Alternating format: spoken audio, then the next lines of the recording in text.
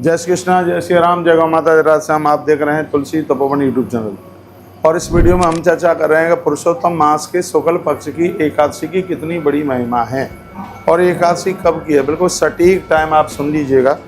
पहले तो मैं आपको ये कह दूं, पुरुषोत्तम मास के शुक्ल में पड़ने वाली है एकादशी, इसके दो नाम हैं।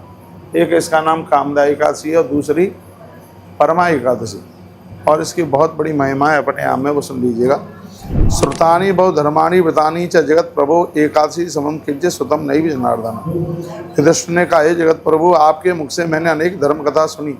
हे जनार्दन, एकादशी के तुल्य धर्म प्रस्ताव कभी नहीं सुनाते। आप पुण्य प्रदायिनी, पापों को नष्ट करने वाली एकादशी की कथा कहिए, जो कि पुरुषोत्तम मास में जो 11 पड़ती है।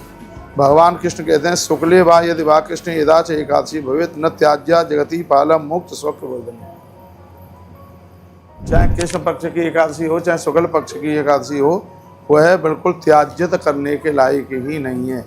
इसलिए 11 का व्रत जरूर करना चाहिए। यही च राजन कलु भक्ता निजतम एकादशा प्रवंती दृष्टेन कर। कहा जाता है कि कलकाल में यह एकादशी व्यक्ति के ताप प्रताप संताप सब कुछ समाप्त कर देती है।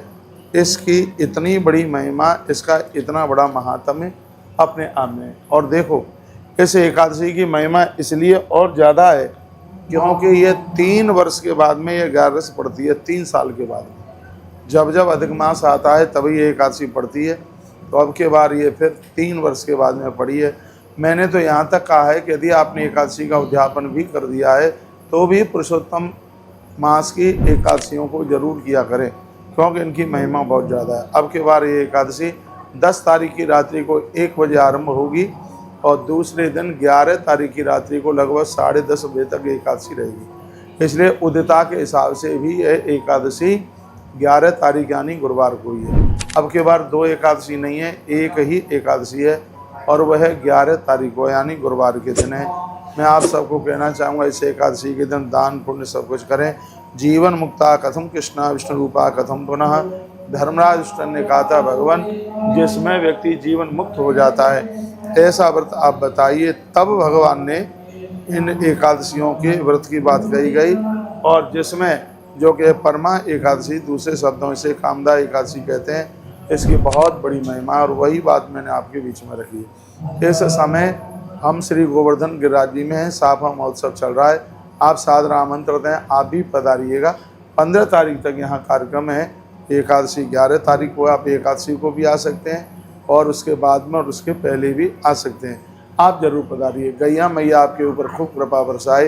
ये सुंदर सुंदर कथाएं गौ माता तुलसी तपोवन गौशाला की मेहरबानी के द्वारा आप सुन पा रहे हैं, और आप भी इस गौवंश के साथ जुड़िए। एकादशी का व्रत जरूर करें।